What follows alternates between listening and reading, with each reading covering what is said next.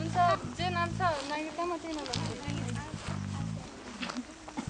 अब अरूको एउटै छ पार्वतीको भिन्दै छ कि नागरिकताको नाम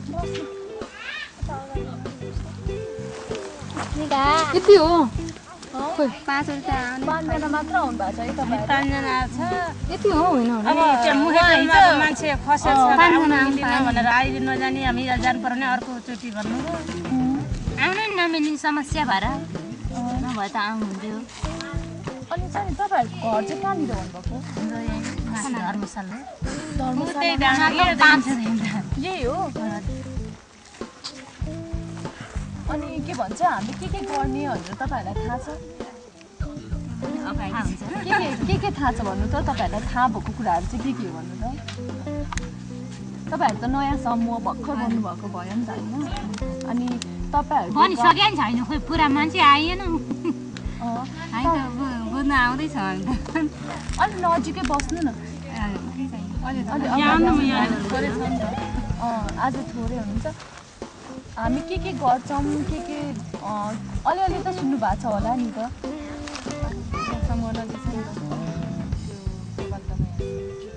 के थाहा छ भन्नु न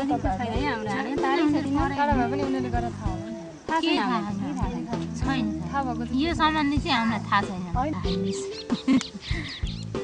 नबुझाकिन थाहा अनि उहाँहरूले नि बुझेर आउनु एकपल्ट भन्नुभयो अनि हामी पाँचले भयो नि जाउँ न बुझेर आउँ भनेर नि हामी चाहिँ हिँड्यौँ अनि त्यसो भए छेउछाउमा हामीले अस्पतालले नै बनाएको समूह चाहिँ छ तपाईहरुकोमा छ किनभने के गरेर राखेको छ त्यो देख्नु कतिले भन्नेछन् अब यसरी हामीले ऋण दिए हामीले यस्तो ऋण ल्याएर यस्तो अब बाख्राहरू पाल्यौँ अब कसरी गुङ्गुर पाल्यौँ हामीलाई त्यसबाट राम्रो फाइदा हुँदो रहेछ त्यो गर्दाखेरि त्यस्तो हुने रहेछ त्यस्तो आफूले ल्याएर अब बेकाममा पैसा नमासिकन चाहिँ केही काममा लगाएर चाहिँ लगानी लगाएर काम गऱ्यो भने हामीलाई फाइदा हुने रहेछ राम्रो हुने रहेछ भन्ने कुरा गरेर चाहिँ त्यति सुने हो हामीले त्यही हो अनि छ नि तपाईहरुको यो समूह चाहिँ तपाईहरु आफैले कसरी बनाउनु भयो त 10 जनाको अहिले समूह चाहिँ 10 जनाको समूह बनाउनु पर्छ रे भनेर भन्ने आफ्नो साथीहरूले नै उनीहरुको समूहबाट हैन हामीलाई अनि हामी पनि त्यसरी भएर 10 जनाको समूह बनाऊ अनि यस्तो छ रे यति जनाको समूह बनाउँदा हुन्छ रे हामी बन्ने त भनेर कुरो गरे सल्लाह गर्दा साथीहरूले बनाऊ न त त्यसो भएदेखि भनेर अनि आफै तपाईहरुको घर नजिकै छ नजिकै नै छ धेरै टाढा छैन हामी नजिकै सबै वडा नम्बर 5 हो है पानी जाने एकै ठाउँ हो वडा नम्बर 5 को त हामीले कहिले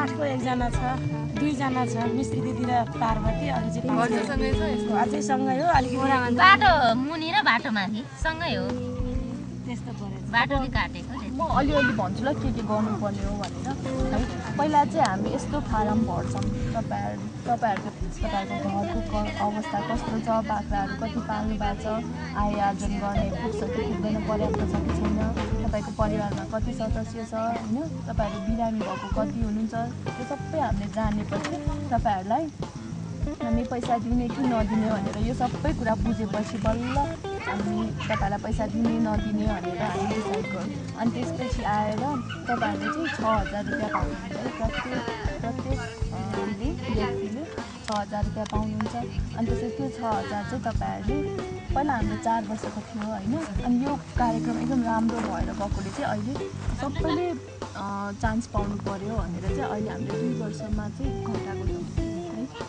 अनि त्यसपछि तपाईहरुले 4 किस्ता गरेर हामीलाई बुझाउनुपर्छ कति वर्ष 2 वर्षमा अहिले घटाएर किनभने चाहिँ चुक्ता गरिसक्नु 2 वर्षभित्रमा तपाईले महिनामा चाहिँ तपाईहरु यहाँ हेल्थ सेन्टरमा आएर चाहिँ बैठक बस्नुपर्छ अनि तपाईहरुले जति सक्नुहुन्छ त्यति बचत गर्नुपर्छ है अनि त्यसपछि अनि यसमा चाहिँ महिलाकै कार्यक्रम भएकोले चाहिँ हामी पुरुषलाई सहभागी गर्दैनौँ तपाईहरुले बङ्गुर पाल्ने कि बाख्रा पाल्ने कि पैसा थपेर भैँसीहरू किन्ने कि आफै निर्णय गर्नुपर्छ है अनि हामी यहाँ बेला बेलामा तपाईहरुलाई स्वास्थ्य सम्बन्धी कुराहरू पनि सुनाउन बोलाउँछौँ त्यतिखेर चाहिँ तपाईहरु सहभागी गर्नुपर्छ ताकि तपाईहरुले कसैको ज्यान जोगाउन सकोस् हैन त्यो कारणले कुनै पनि समस्याको कारणले गर्दाखेरि गाउँमा कोही व्यक्ति नमरोस् भनेर तपाईहरुलाई हामी स्वास्थ्य सम्बन्धी पनि अलिअलि ट्रेनिङहरू दिने गर्छौँ है तालिमहरू यति लगभग भन्नुपर्दा चाहिँ यति कामहरू हामी गर्छौँ होइन। अब तपाईँहरूलाई के उत्सुकता छ भने चाहिँ भन्नु सक्नुहुन्छ। त्यसको त्यो ब्याज चाहिँ कति तिर्नु भन्नु? ब्याज अब तपाईँहरूले नै निर्णय गर्नु भनेर मैले भने नि। अब यो चाहिँ किनभने हामीले समय घटाएको चाहिँ अब तपाईँहरूले नै पहिला हामीले 4 वर्षमा चाहिँ हामीले 4% ब्याज दिने गर्थ्यौँ होइन, त्यो हुन्छ। अनि त्यसपछि आकस्मिक कोष भनेर तपाईँहरूले होइन महिनामा बचत त गर्नुहुन्छ। अब 100 रुपियाँ गर्नुहोस् अथवा जति 2 वर्षभित्रमा जति पैसा जम्मा गर्न सक्नुभयो त्यो त तपाईँहरूको पैसा हुन्छ नि होइन। अनि त्यसैले चाहिँ त्यसमा तपाईँहरूले आकस्मिक कोष भनेर पनि हामीले अर्को समूहले चाहिँ बनाउने गरेको छ कि ताकि कसलाई जसलाई चाहिँ एकदम इमर्जेन्सी पऱ्यो उसलाई चाहिँ त्यो पैसा युज गरेर उसले बिरामी हुँदाखेरि सेवा पाउन सकोस् भनेर चाहिँ त्यो कोष पनि हुन्छ है हाम्रो। अनि अब तपाईँहरूले चाहिँ के गर्नुहुन्छ त ल भन्नु। तपाईँहरूको लिडर को हुन्छ? अध्यक्ष। अहिले पढ्न लेख्न लेखा पढी गर्नु तपाईँ बस्नुपर्छ कि अब हामी त उयो बोल्ने मात्र अब लेख्न जानेको छैन, हेर्न पढेको छैन। अब तपाईँ बस्नु, पार्वती आएपछि पार्वती बस्छ एकजना होइन, उसको अब सर्दी गर्दै ऊ रोकिँदैन नि, यति अब 12 दिन त भयो भने ऊ बसिहाल्छ। ऊ नहुन्जेली तपाईँ बस्नुपर्छ कि तपाईँहरू पनि अलिक पढ्यो। अब हामीले बोलेर मात्र लेख्नु नि पऱ्यो होइन त, हिसाब पनि जान्नु पऱ्यो। अनि त्यसो हुनाले अब तपाईँ नै बस्नु अहिले लागि चाहिँ पार्वतीले मै बस्छु त भनिराखेको छ। अनि अब त्यो त भयो होइन। अनि महिनाको कति बचत गर्नुहुन्छ? किनभने जति हामीले दियो आज समितिमा दियो हामीले तपाईँहरूलाई पैसा होइन, त्यसपछि आजदेखि ठ्याक्क 2 वर्षसम्म त त्यो कति 6,000 10 60,000 रुपियाँ त तपाईँहरूले त्यो समूहले चलाउने हो नि त होइन। जति त्यसलाई गुना गर्न सक्नुहुन्छ त्यो त तपाईँहरूको हातमा हुन्छ। 2 वर्षपछि त हामी त लिइहाल्छौँ। बचत भने अब आफूले सकिँदा अब एक ठाउँ मात्र होइन, हामी धेरैतिर बसिरहेको छौँ है।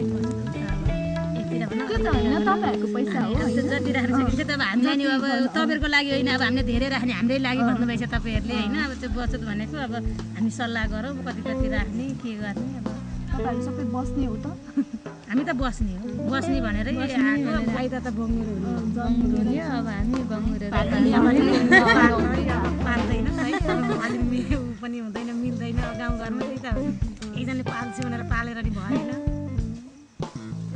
आज बङ्गुर पाल्ने हामी त भनेर बाख्रै पाल्ने हो कि बाख्रा पालन गर्ने राम्रो। मुख्य उद्देश्य चाहिँ बाख्रा नै हो। अनि फाइदा चाँडो हुनु पनि बाख्रैबाट हो।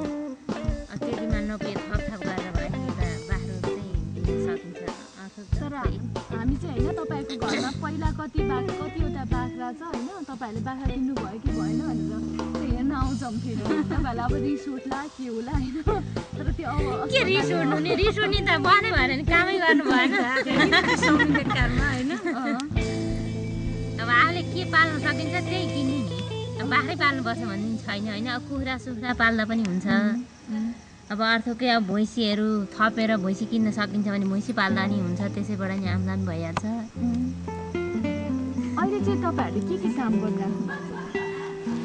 अहिले त हामी काम के गर्ने, खेती गर्ने, अब यसो बस्तु पालो त्यस्तै गर्ने। अनि तपाईँले कति पढ्नु भएको छ? मैले त पढेकै छैन, एक कक्षा पनि पढेको छैन।